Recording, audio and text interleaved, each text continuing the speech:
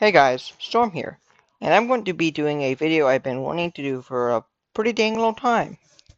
It's about WWA's warning watches and advisories issued by the National Weather Service that were retired. Not ones that were never used, no, these were used, but ones that were just discontinued.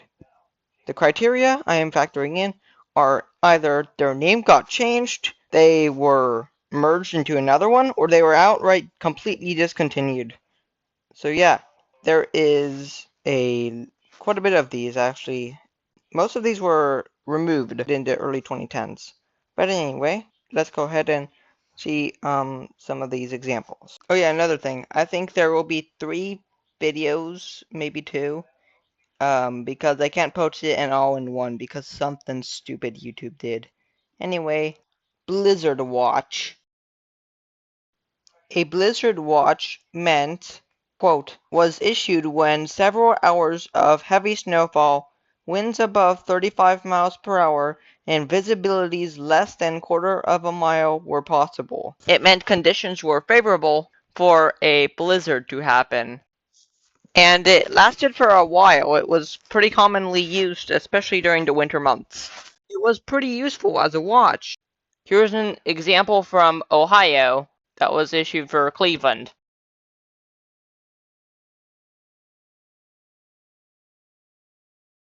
By the way, fun fact, this actually was a really big blizzard that year. If it was so useful, well, then why did they remove it? Well, I have an answer.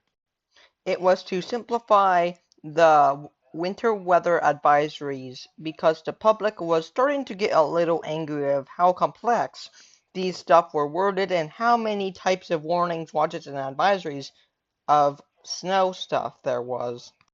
And if this wasn't obvious already, this was a part of a massive campaign to simplify the WWAs. The Blizzard Watch was officially completely removed on October 2nd, 2017.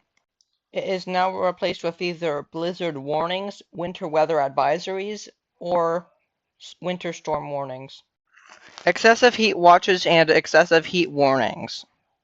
Okay, this one is going to be pretty short because it was simply just renamed. In March of 2025, the National Weather Service decided to rename the excessive heat watch and excessive heat warnings, which are used for extreme heat, like over 100 degrees Fahrenheit, that could be very hazardous to you. But they decided to change the name to Extreme Heat Watch and Extreme Heat Warning. Not much else. That's about it for this entry, I guess. Freezing Rain Advisory. The freezing rain advisory meant, and I quote, that freezing rain would cause travel difficulties, and the National Weather Service wanted you to be prepared for icy surfaces and use caution while driving.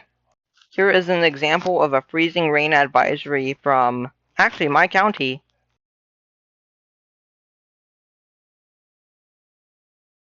Interestingly enough, though, it wasn't issued for, like, major ice accumulation. It was only issued for, like, trace amounts of ice accumulation. The freezing rain advisory eventually met the same fate as the blizzard watch on October 2nd, 2017. It is now replaced with a winter weather advisory. By the way, no, ice storm warnings are not the same thing as freezing rain advisories. Ice storm warnings were for more significant ice accumulation, like over 0.1 of an inch. Which is yet another reason I'm pretty dang sure the National Weather Service removed the freezing rain advisory as its own WWA. Now hear me out for a second. The next entry is pretty unusual, but it will make sense. Flash flood watch. Old definition. I hope you are not confused, but you probably are. So let me explain. When I say old definition of flash flood watch, what I mean is the old reason it was originally issued. And if you're not the best at weather, you may be like, Storm, flash flood watches are still issued. Well, not really. They're actually called flood watches, not to be that nerd guy. Here's an example from Virginia. So yeah, they typically were issued for trailing thunderstorms and showers. But that does not mean that they are not issued anymore. They are certainly still issued, but just with a different meaning. Typically now they are issued for debris flows and ice jams, sometimes even dam breaks. The old system of flash flood watches was revamped completely in 2024. However, the process had been ongoing since a few previous years back. Hard freeze warning and hard freeze watch. A hard freeze warning meant sub-freezing temperatures were imminent or highly likely.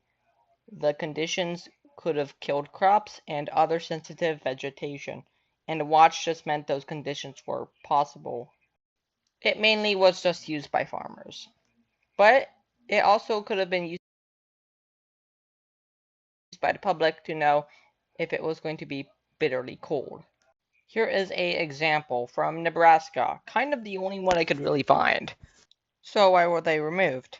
Well, on October 1st, 2024, yeah, you might recognize the common early October date as we saw in 2017.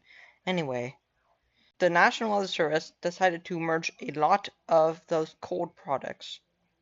Kind of similar to what they did in 2017, except they decided to do it for just general cold weather. Pretty much for the same reason as the snow stuff. However, based on what I've gathered, the hard freeze warning was completely put into the freeze warning. No tag, no anything. Gone. However, it is still very obscure to me. I did a lot of digging and I couldn't really find much, so if I'm wrong, please tell me in the comments below. Thank you. Heavy snow warning. A heavy snow warning means severe winter weather conditions are expected or occurring. Significant amounts of snow are forecast that will make travel dangerous. Only travel in an emergency. If you must keep an extra flashlight, food, and water in your vehicle in case of emergency. End quote. I know I made a lot of mistakes in that, but I don't care. Ultimately, its ultimate goal was to help keep you safe during near blizzard conditions. They weren't exactly blizzard conditions, but they were pretty dang close. Here is a pretty southern example. It's from Memphis, Tennessee. But if it was so useful, then why was it removed? Yep, good job. You're correct. It was merged into specifically the winter storm warning, as it was confusing having a lot of different snow advisories, which we'll get into next episode, but it was specifically merged into a winter storm warning called Winter Storm Warning for Heavy Snow. And finally, for our last and probably the most confusing of all of these, the hydrologic warning. But Storm, isn't that just a flood warning? Well, not really.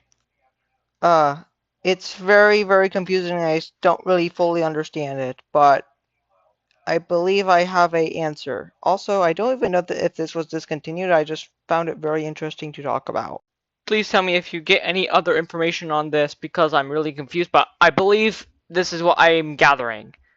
So I don't even think it's really called a hydrologic warning. I think that's a mistake. I believe it's just a continuation of a flood warning due to the rivers remaining generally high after a significant flood. However, shouldn't a flood warning continuation just be issued instead with no extra code? Well, yeah, and that's why I'm so confused. But it seems like it's always a flood warning, so I don't know. Anyway, I think the real name of it is actually hydrologic statement. And just for some odd reason, the website I'm using, Iowa Environmental Mesonet, is labeling it as, well, hydrologic warning. And then I don't know if they still exist because the last one I saw was ever issued was all the way back in 2018. That's it. I'm really sorry, guys. I just don't have much information on this one. But yeah, that's going to do it for the video. I hope you enjoyed this part 1 of the series. Part 2 will be coming out sometime this week. See ya. Storm out.